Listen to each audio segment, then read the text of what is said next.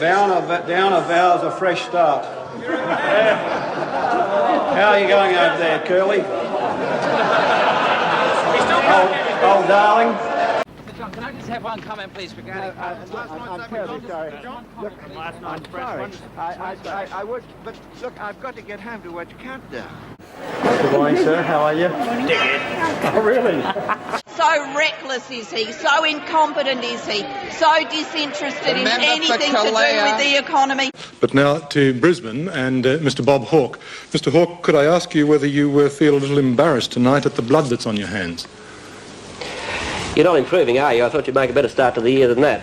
It's a ridiculous question, you know it's ridiculous. I have no blood on my hands. I'm very sorry to make an appearance in this battered shape, but the fact is that I had a very unsuccessful argument with a Canberra footpath yesterday.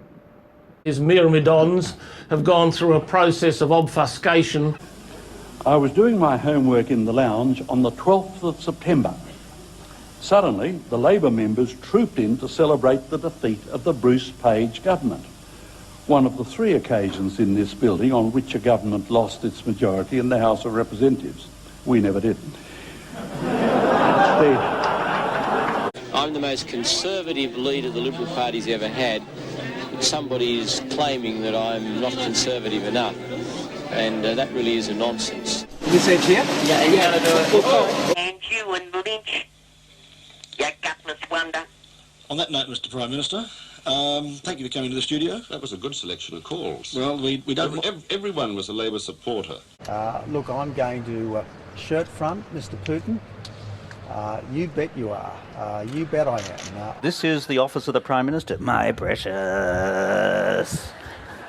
My precious. Can you expect people to believe that you didn't know that that meeting was going to take place? I can expect people to believe that you are a damned impertinence, Mr. Carlton.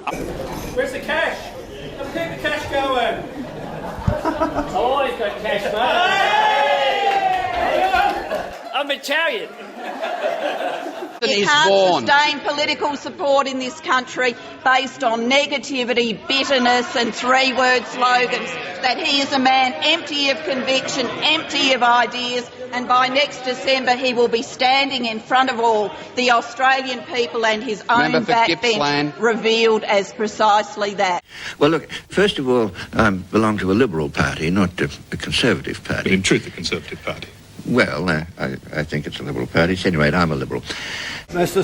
Speaker. Order. Yeah, I know. Well, I understand Australian history with a capital A. Mr. Speaker.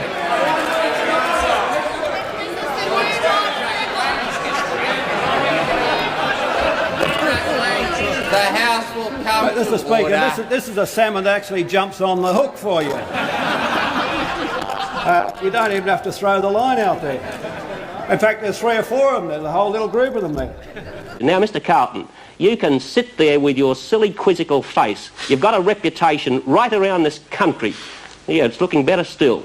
You've got a reputation for your impertinence, your refusal to accept people at their face value, to try and ridicule the integrity of people. Now, I don't mind my integrity being on the line against yours. While all hands join the search, the Chief of the Naval Staff, Admiral Harrington, and the Navy Minister, Senator Gorton, get in some practice. This broadside found the Minister on a sticky wicket. Good-humoured informality in Canberra. Hello and welcome. I'm filling in for Ray Martin, who's battling it out in Hawaii at the present time. And I suppose I've appeared on television 3,000 or 4,000 times over the last 10 or 15 years, but nothing is going to be quite like today's experience. And I ought to tell you in advance that if anything goes wrong and the show goes off the air, it'll be nobody's fault but the enthusiastic amateur who's sitting in this seat at the present time. I'm a 67-year-old pensioner, 3 chronic incurable medical conditions, 2 life-threatening. I just survive on around $400 a fortnight after I pay my rent. And I work on an adult sex line to make ends meet. Could I suggest to you that you didn't have the verbal dexterity to make a great success of politics? And I think back to those times when you got laughed at in the Parliament, when Whitlam used to really beat you about the ears with, you came back once, woof woof. There was another time was the political bikies pack-raping democracy. And when you had your colleagues walking over hot coals and barefoot over hot coals to support you. Through the Valley of Death. Through the Valley of Death. Here you go. Oh, give us a kiss! Give me a kiss or I'll cry! This is not a baby bonus. Here's my pride. Our sole Trujillo has got to fix up the mess that the government's created, but John Howard's right in there with his thumbprints all over it. Mr Beazley, on the Middle East, do you now support duck-shoving the ne'er-do-wells in Iraq because it's become a complete boondoggle? And secondly, do you think you've got what it takes to splifflicate the Prime Minister lickety-split, or are you just foofling around? I think I've got what it takes to kneecap the people from Chaser. And, you have an opportunity when the cameras are turned off to feel what that actually really means. Kim gets tough. Did he do anything? It was Kim Beazley. Of course he didn't do it. OK, so you're the life of the party.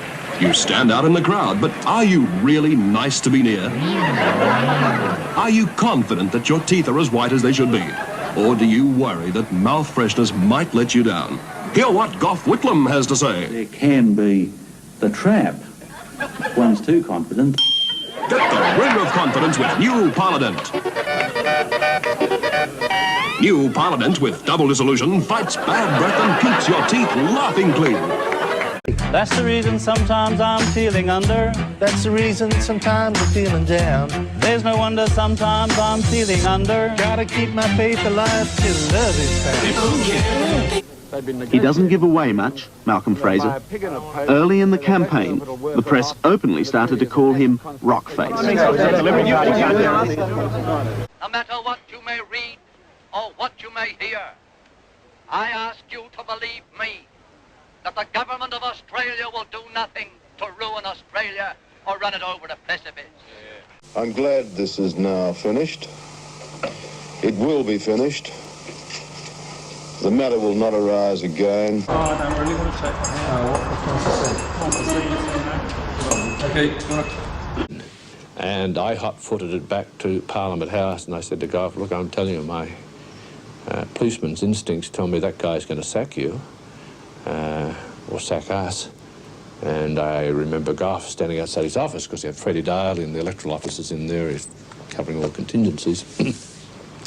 Drew himself up to his full height and swelled out and went red in the face at the thought of such insubordination by a common vassal like the Governor-General, and said to me, no, comrade, he wouldn't have the guts to do it. He opposed every wage increase since 1983 for the workforce, every single one.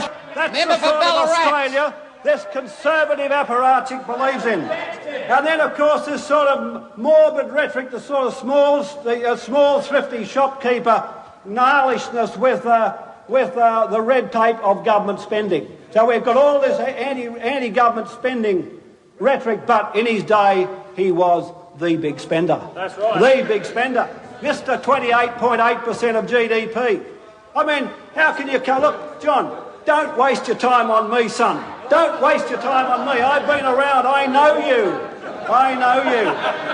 I know where the skeletons are in your closet. Of course, in the past, Sir Robert, you have been described as a racist. Have I? I have read this, yes. Well, if I were not described as a racist, I'd be the only public man who hasn't been.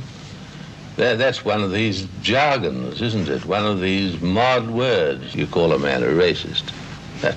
Malcolm's far to the left of me. I just couldn't, you know. Right. No, here's a... right. But here's a sensible point. Yeah, I wouldn't get mining companies to design a mining tax. Before you jump in again, mate, just let me go beyond 2 sentences.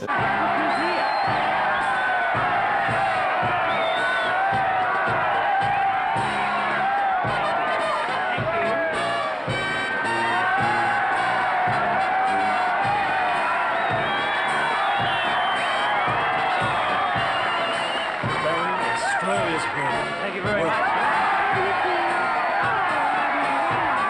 Dame Edna. Arise, Dame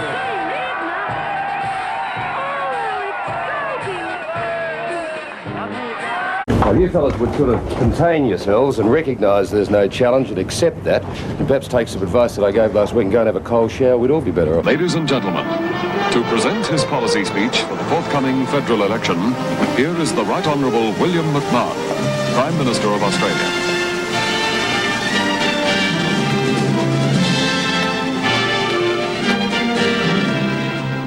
Good evening. Tonight, as Prime Minister and leader of the Liberal Party, I want to talk to you about the issues on which we will fight this election. Basically, it is an election about policies. Policies that will directly affect you and your families for many, many years to come. Just fucking hopeless. Drugs, and it's an interesting thing because virtually every leader gets asked this question sooner or later. George Bush admitted... Yes, I've smoked pot. Yes, there you go. There you go. Did you inhale? When did you stop? Gosh, I find that... Look, I appeared to be... It seems to be quite unfair, Tony, I think. Oh. You're reflecting on my performance tonight, are you? Not at all, not at all. No, it's a serious question. I mean... Oh, really? Oh, OK. Serious question. Well, I presume you weren't smoking a joint before you came on tonight. No, well, no. Look, actually... From this day onwards, Mr Howard will wear his leadership like a crown of thorns. And in the Parliament, I'll do everything I can to crucify him. What did you say to the staff in the tracking station here at Honeysuckle Creek?